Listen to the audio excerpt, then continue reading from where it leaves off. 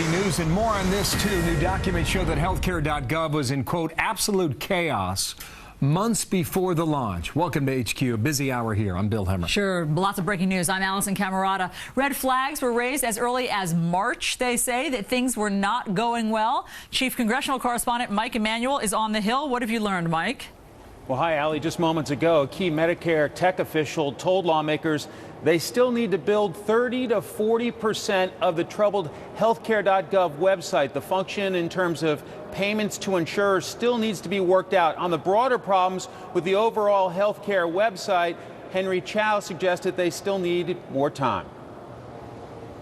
I think it's a dynamically changing environment of which, if we had more time, and that time would have been devoted to solidifying requirements that are translated from policy. We had 3 years. I mean, there were 3 years. This isn't something that just kind of got plopped on your desk. I mean, the law passed and was signed into law in 2010. A private consulting firm raised red flags with top administration officials last spring about issues with the development of healthcare.gov. Health and Human Services Secretary Kathleen Sebelius, Medicare official Marilyn Tavenner, and White House Chief Technology Officer Todd Park were briefed on that report in early April. Then 2 weeks later, Sebelius did not raise alarms with lawmakers.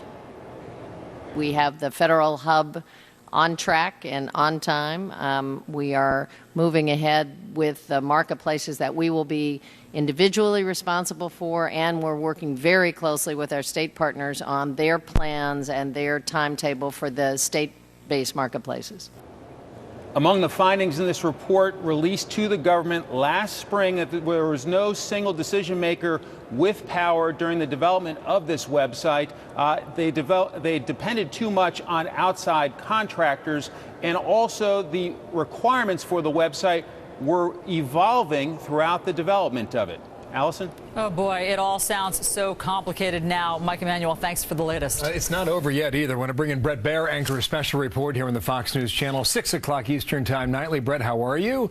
Hey, Bill. Apparently, one of the main witnesses said that one of the key support systems for the website still has 30 to 40% more to go before that aspect of the website is built out. That this thing wasn't even close on October 1. No, and this really gets to the heart of the matter, is how does this go forward on October 1st, and how does the White House not know? I think it's becoming, for Democrats and Republicans up on Capitol Hill, a little tough to stomach that White House Chief of Staff Dennis McDonough doesn't know that it's not working before October 1st, that the HHS doesn't know. There was a briefing, according to these memos, from this independent consulting firm back in April. The White House is saying that they didn't really acknowledge the size and scope of the problems, but there were red flags and warnings and flares and whatever you want to call it, well before this rollout happened on October 1st. I think the questions you asked at the beginning of your answer there are spot on. Who knew what and when? And it's obvious that Kathleen Sebelius knew it, right? But do we know as to whether or not the president knew it?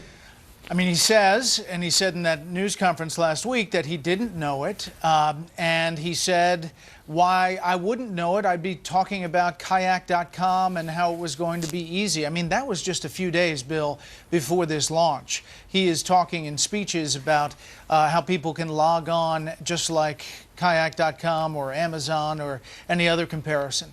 If there was not knowledge by the president and those speeches went forward, someone in the White House knew. And the question is who, and why didn't they tell the president? In a way, too. I mean, either way, depending on the answer, whether he knew or not, it's still a flat-out embarrassment. Yeah, I mean, either it's horrible management, inept management, or it is misleading or lying. You get the sense now the White House is even lowering expectations even today. When they talked about by the end of the month, when they said it would be open and running by the end of November, that it would be, quote, greatly improved, they said this week, and that the vast majority of users would gain access to it. Vast majority means about 80%, which leaves you 20% that do not have access. If that is the case, then, Brett, what is the possibility that more Democratic lawmakers jump on the backs of those in the House from Friday who defected from their party and voted with Republicans? I think it's possible. You know, today, Bill, is a microcosm of their problem. Today, they would love to focus on the New York Times story that says that state exchanges are picking up momentum and that more people are logging on, and that that is going well according to an analysis, you know, in the big picture from where it was. And that's not a high bar to get over, but they'd like to focus on that. But then this story about the memos and who knew what when back in April is really going to take a lot of momentum. I think that's a real good question about the politics here. There are a lot of tech people who say this website has a long, long way to go, well beyond November, before it's able to accept anywhere near the numbers they'll need to get by March. Yeah, now these documents show that they had 7 months warning on this.